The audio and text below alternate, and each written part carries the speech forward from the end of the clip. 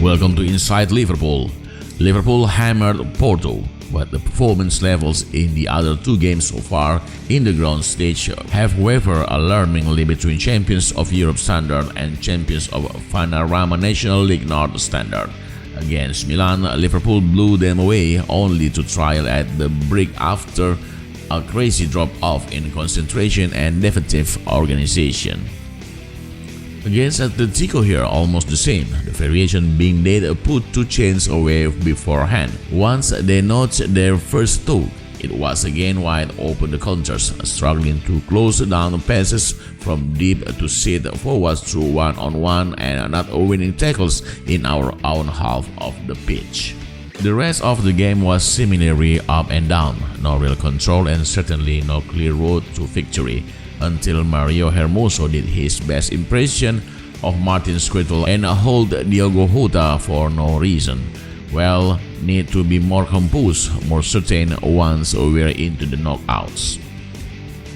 Ultimate Duke, as Jurgen said post-match, how you win it, I couldn't care less. The dirty wins are the really important ones. On a night like this, getting 3 points is massive. Keita's goal was superb, similar to his Pele's strike in ferocity and confidence, plus unstoppability. Not many players beat Jan Oblak from the distance, but for both athletic goals he was culpable first and foremost, failing entirely to prevent dribbles by passing him and picking a vital pass at the end of the run. It simply isn't allowed in Liverpool setup. The players are beaten 1 versus 1 like that. It forces the rest of the team either out of shape to make up the space, or else leaves them vulnerable to passes into those same gaps. No surprise then that he was hooked at the break, which was 3 minutes more than has lasted last time in Madrid against Real in April. That is now 9 successive matches in which the irrepressible Mohamed Salah has found the back of the net. No other LFC player had ever managed that feat before. It's 11 goals in that run, plus a couple of assists, and his ongoing durability, reliability, and absolute instance that he must find the net is both a huge relief for the Reds and hugely impressive to keep watching. The first goal was deflected, sure of Kondogbia, not Miller, as it turned out, but the run beforehand looked almost mundane in contrast to recent strikes. Just the 3 defenders left in his wake in a Robben-esque race across the edge of the box. After recently missing a penalty too, it was great to see him find the back of the net once more in cool and composed fashion. Now Liverpool's all-time leading goal scorer in the Champions League, the absolute king.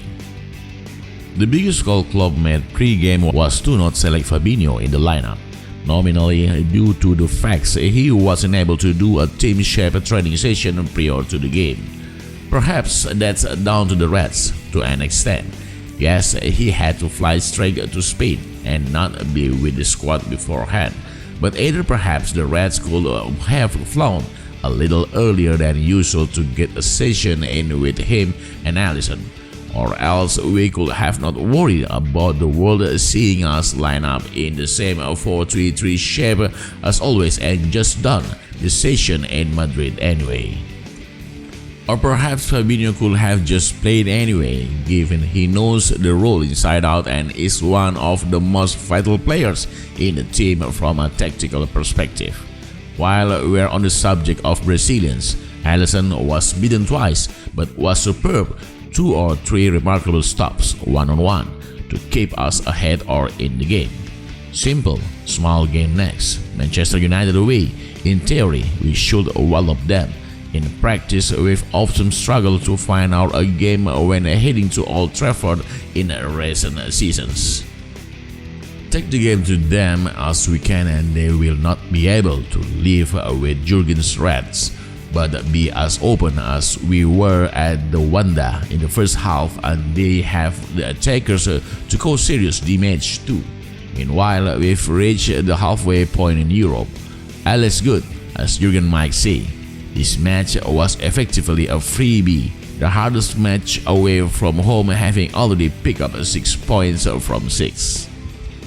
9 from 9, 5 points clear, and we have 1 foot already in the last 16.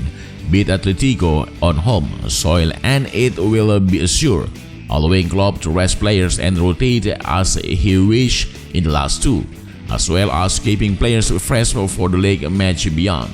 Now let's go put another nail in Ole's self-made managerial coffin.